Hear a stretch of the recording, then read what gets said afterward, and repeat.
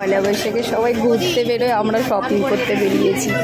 কি করব বলো, দেখো শপিং করতে বেরিয়েছি। কালেকশনগুলো সত্যি খুব সুন্দর, প্রতিটা চুড়িদারের কালেকশন সত্যি খুব সুন্দর। হ্যালো মাই ফ্রেন্ডস, আমরা হাজব্যান্ড ওয়াইফ দুজনে ঘুরতে বেরিয়েছি পয়লা বৈশাখে।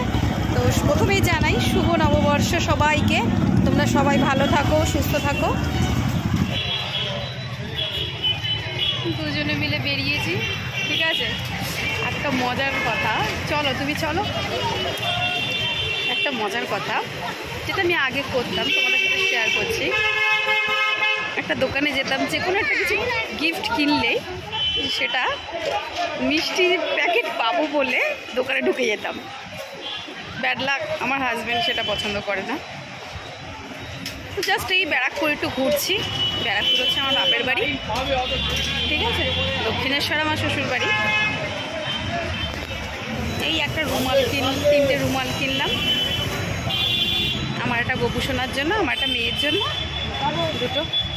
এখন বাড়ি যাচ্ছি, ভাল লাগছে না, 10 সাড়ে 10টা বেজে যাচ্ছে প্রায়। আরেকটা জিনিস দেখো, দাদা বৌদির লাইন দেখো, ব্যারাকপুরে দাদা বৌদি লাইন। অনেক রাত হয়ে গেছে বলে তাই কম হয়ে গেছে। দেখো বুঝেছো, দাদা বৌদির লাইন।